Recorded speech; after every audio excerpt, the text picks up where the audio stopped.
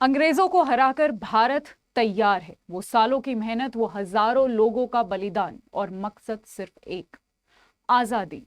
भारत के आजाद होने से पहले जो आखिरी वॉइस रॉय थे वो थे लॉर्ड माउंटबेटन, जिनको ये रिस्पॉन्सिबिलिटी दी गई कि उनको पावर ट्रांसफर करना है इंडिया को। और वहां पर उस टाइम पे जो लोग थे, जो प्रसिद्ध लोग थे, उनको पावर ट्रांसफर करना था। ये गए जवाहरलाल नेहरू के पास। पर सवाल एक था जो कि बहुत बड़ा था कि इस क्षण को यादगार कैसे बनाया जाए। जवाहरलाल नेहरू जी गए सी राजागोपालाचार्य के पास इसी सवाल को लेकर कि क्या किया जाए कि इतने बड़े क्षण को यादगार बनाया जाए।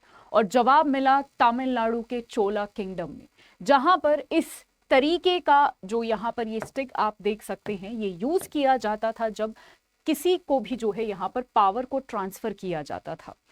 इसी सिमिलर लाइंस को और इसी सिमिलर प्रथा को हमने फॉलो किया और हमने बनाया सेंगोल, जिसको हम आज जो है इलाहाबाद म्यूजियम से लेकर आ रहे हैं और अपनी नई पार्लियामेंट बिल्डिंग में रखने वाले हैं।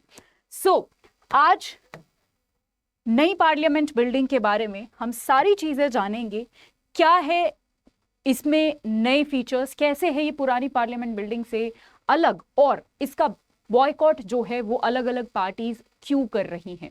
हेलो एवरीवन, मेरा नाम पिंकी है और मैं आप सभी का बहुत बहुत स्वागत करती हूं अड्डा 24/7 पर। आगे बढ़े उससे पहले कुछ तस्वीरें मैं आपको दिखाना चाहती हूं। नए पार्लियामेंट बिल्डिंग के अंदर की कुछ तस्वीरें हैं ये, तो आप यहाँ पर देख सकते हैं कि काफ़ी ज़्यादा मॉडर्न टेक्नोलॉजीज के साथ जो है इसको बनाया गया है। काफ़ी ज़्यादा बेहतरीन फैसिलिटीज़ दी गई हैं।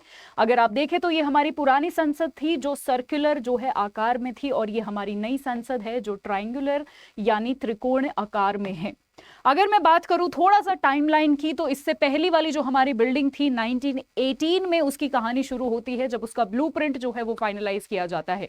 1927 में ओल्ड पार्लियामेंट का कंस्ट्रक्शन पूरा होता है। 2012, 15 और 19 में जो है नई पार्लियामेंट की चर्चाएं शुरू होती हैं कि जी एक नई पार्लियामेंट की बिल्डिंग होनी चाहिए। 2020 में फाइनली उसको अप्रूव कर दिया जाता है और उसका फाउंडेशन स्टोन ले किया जाता है। 2022 में मेन जो है स्ट्रक्चर पार्लियामेंट बिल्डिंग का वो कंप्लीट होता है, और 2023 में यानी कल के दिन 28 मई को इसका इनॉग्रेशन है। अगर कुछ बात कर ले कि तो इसमें जो है 26,000 के आसपास मेट्रिक टन जो है स्टील यूज हुआ है, 63,000 के आसपास सीमेंट यूज हुआ है। लाखों लोगों को एम्प्लॉयमेंट इसके तहत जो है इसके दौरान जो है दिया गया है जब इसका कंस्ट्रक्शन हो रहा था। 9,000 से ज्यादा जो है यहाँ पर क्यूबिक मीटर फ्लाई ऐश जो है वो यूज हुआ है। बात करें ओल्ड और नई बिल्डिंग के डिफरेंस की, तो इसमें खर्चा जो है वो 83 लाख करोड़ आया था पुरानी वाली बिल्डिंग को बनाने के लिए। नई में 862 करोड़ रुपए का खर्चा आया है। लोकसभा की सीटिंग पिछले वाले पार्लियामेंट में 552 थी, जबकि नए वाले में 888 से भी ज्यादा यहां पर सीटिंग है। राज्यसभा की सीटिंग वहीं 245 245 थी और नए वाले में 384। अगर एरिया की बात करें 24,281 स्क्वायर मीटर एरिया था, नए वाले में 64,500 स्क्वायर मीटर, जो कि आप देख सकते हैं लगभग 3 गुना ज्यादा जो है यहां पर एरिया है। चलिए जी आगे देखते हैं। ये फैक्ट जानने के बाद आपको एक और चीज पता होनी चाहिए कि हमारी जो नई पार्लियामेंट की बिल्डिंग है वो अब दुनिया की चौथी लार्जेस्ट बिल्डिंग बन गई है, पार्लियामेंट की बिल्डिंग, आफ्टर चाइना, रोमानिया और यूएसए। ये फैक्ट याद रखिएगा। सबसे बड़ा क्वेश्चन और जो सबसे ज्यादा चर्चा में है कि इसको अलग अलग पार्टीज 19 से 20 पार्टीज जो है वो भी मेजर पार्टीज आप यहां पर देख सकते हैं, जैसे फॉर एग्जांपल आम आदमी पार्टी, आईएनसी, कांग्रेस जिसको हम बोलते हैं, डीएमके जैसे बड़ी बड़ी पार्टीज इसको अपोज कर रही हैं। उन्होंने इस तरीके से एक जॉइंट स्टेटमेंट भी निकाला है इस पूरे इनॉग्रेशन को अपोज करते हुए। तो ये क्या मुद्दा है जान लेते हैं।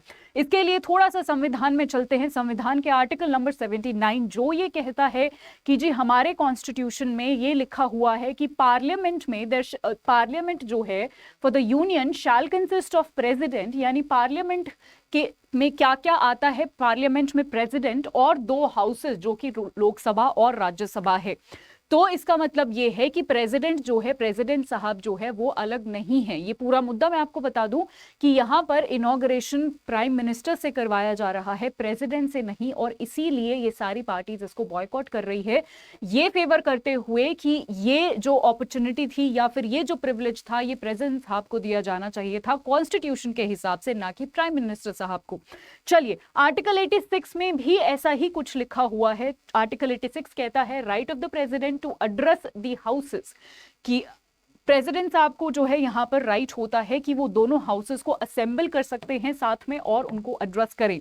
आर्टिकल नंबर 87 भी कुछ ऐसा ही कहता है, स्पेशल एड्रेस जब फर्स्ट सेशन होता है हमारी हर एक जनरल इलेक्शन के बाद, जब पहला सेशन होता है तो वो प्रेसिडेंट साहब जो है उसको लेते हैं। उसके बाद आर्टिकल 111 की बात करूं तो जो भी कोई बिल्स वगैरह हमारे पार्लियामेंट में पास होते हैं वो प्रेसिडेंट साहब के एसेंट के बिना जो है एक्ट नहीं बन पाते। तो कहीं ना कहीं यहां पर इंपॉर्टेंस दर्शाते हुए इन्होंने एक जॉइंट स्टेटमेंट निकाली और इन्हीं के बेसिस पर इसको बॉयकॉट किया जा रहा है कि राइट जो इंसान है उनको इनॉग्रेशन का मौका नहीं दिया जा रहा है। ये सवाल मैं आपसे पूछना चाहती हूं कि क्या ये जो बॉयकॉट हो रहा है इस पूरे मुद्दे का ये सही है या नहीं? आपको क्या लगता है? अब तो आपके सामने सारे फैक्ट्स मैंने आपको बता दिए हैं, तो कमेंट सेक्शन में मुझे जरूर बताइएगा कि आप इस मुद्दे के बारे में क्या सोचते हैं, ये बॉयकॉट सही है या नहीं। अगर आपको मुझसे जुड़ना है और ऐसे ही इंटरेस्टिंग टॉपिक्स पढ़ने हैं तो ये मेरा टेलीग्राम ग्रुप है GN current affairs by Pinki Yadav ma'am, यहां पर मैं सारी PDF भी देती हूं, इसको आप तुरंत ज्वाइन कर लीजिए। आज के लिए इतना ही, जय हिंद।